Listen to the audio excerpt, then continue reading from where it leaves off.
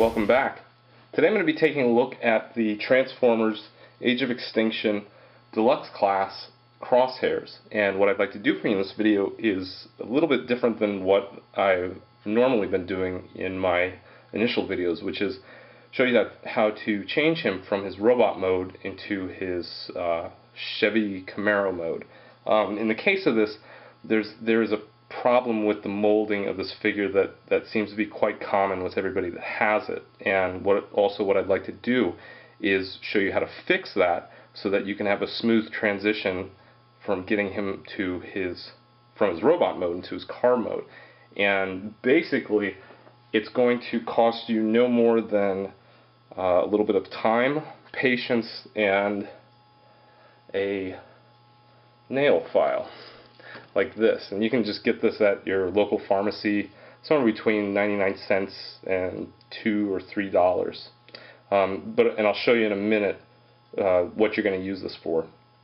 So going back to Crosshairs, to get him from this into his car mode, just go ahead and, in this case, I'll just take the gun out of his hand that I have here.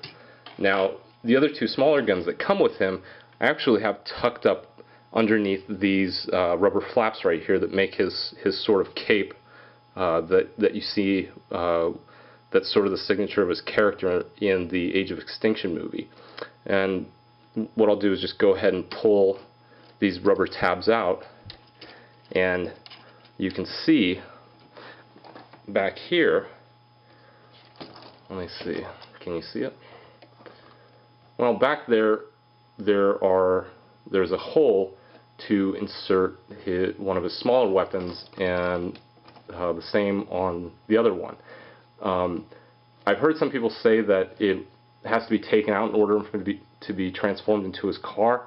Not the case. He can still transform into his car with those inserted, and the great thing about that is it keeps you from losing them when you're looking to store his three weapons on himself as a car. But anyway, so we'll just go ahead and begin to change him into his car mode. So we'll go ahead, we've got the flaps out here, and just do as normally you would do, where you tuck them behind his chest. And there's going to be a bit of fidgeting going on. Even though he's a simple transformation, he's got a lot of sort of kibble that needs to either fold or be moved around. So once you've got those in like that, just go ahead and take his feet here, and on the underside here, just go ahead and lift and fold underneath those pegs, and then fold his feet up like that, and then just rotate and do the same with the other, and just pin them together like that. And then turn them over, and we'll go ahead and start fitting his backpack, his sort of cape backpack, in place. And there's two holes right here that are going to fit in with these teeth right here. So we'll just go ahead and put those together like that. And then these two other panels of the car, just lift up and put them, oops, let me move this down a bit. So I'll take it back out just to show. So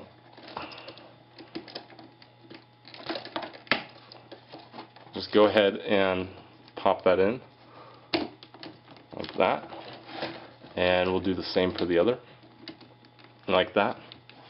Now, the arms. This is the part that everyone seems to have a problem with, and myself included. I've already made the mistake of trying to force the pegs, which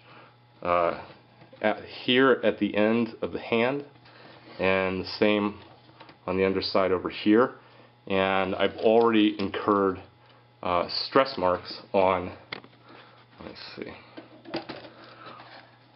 on these. This whole panel here and the front and the side also. This is all clear plastic, and unfortunately it has a tendency to stress and even break faster than the normal solid plastic would. So before you go trying to change this thing into a car and feel like you want to throw it up against a wall because it's not fitting into place, it's because these pegs are too big that are supposed to fit into these gaps right here. Let me see if I can get this into focus. Okay, just pull back a little bit. So now to fix this, all you really need to do is just take a nail file like this. It would be either at the end of a pair of fingernail clippers or just a regular nail file itself, you know, as you would filing your nails. Now what you'll want to do is just file this away a bit, but really all you need to do is just file on, let me see, the inside, hold on, the inside of the peg right here, and then sort of the top rounded. And basically all you're doing is just doing an up, let me see if I can show you this, just an up and down motion on the inside, and then also kind of rounded on the top where you're basically just rounding over. And just to be safe so that you don't round it off, make it too small so that now it just fits loosely and pops out easily, just do it a few times and begin to try and fit it in place as you're finishing the transformation, until you feel it fit snug and there's not really much force put into it anymore. And just so what I mean is this, just go ahead and for the sake of just finishing this transformation, I'm just going to go ahead and pull the panel back here. And I actually find it easier when I'm finishing this off to just rotate the arm underneath like this, just to fit it in. And actually, let me do the same for the other side as well. So, because this is all going to be a really tight, snug fit, and you want to make sure that you have everything lined up. So, but for the sake of this, give me 1 second. But for the sake of this,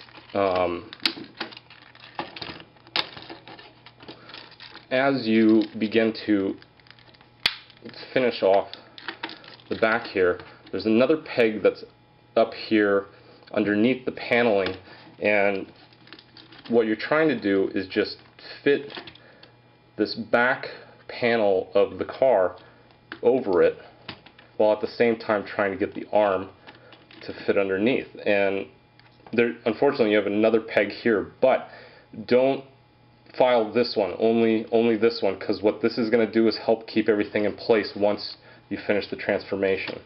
So you're basically just fidgeting it in, and because I've already filed this down, you'll see that it basically fits snug. And you do the same with the other side. Go ahead and pull this back and fit that around.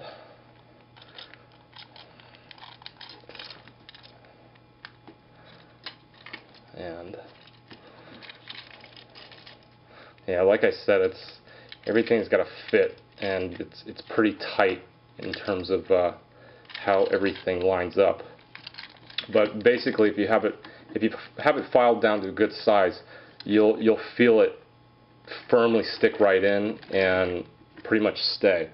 And so here, if done correctly, you have Crosshairs in his Corvette mode.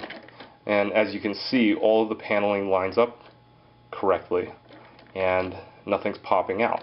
And the same for that side as well. Oh, and one thing I forgot to mention. Actually, we'll just pop this right back out.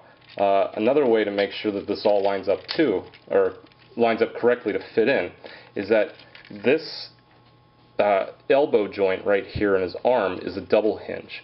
And it may not look like it because of the molding, but you can actually fold over or continue rotating the arm back from this bigger joint right here until you hear it click.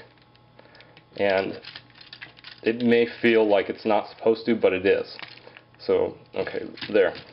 And that's going to help with lining everything up. If you don't do that, you're still going to have problems, even when you fit everything together, even after filing down the pegs on the outside. You're still going to have sort of mistransformation problem. But anyways, so yeah, again, just little toenail clipper. You may have one already if it's got a file on the end of it or in the inside. It makes for a really convenient way to get in, because that's not an easy peg if, say, you had sandpaper over your finger or like a small stick. This is actually going to be an easier tool for you to use, just to help shave down and start to form the peg for it to fit correctly into the peg hole on the other side. So, and if you've already done it and you just happen to have had another way to make all the pieces fit, by all means, just let me know. For me, he was the first Age of Extinction figure that I found and bought in Walmart, I believe, and I love the color and the design of him. You know, he does have kibble, of course, and it tends to interfere with the playability of him if you're, you know, fidgeting with him in hand. But aesthetically, like the look of him, he's amazing to have displayed with other figures, whether they're part of the Age of Extinction line or Generations or just anything else. I think he's a really interesting character. I haven't seen the movie yet, so I don't know personality-wise, but just at the moment right now, I really like his look. But anyways, I hope that helped you out. So if you feel like leaving any comments or other suggestions or whatnot, just go ahead and do it. Thanks for watching.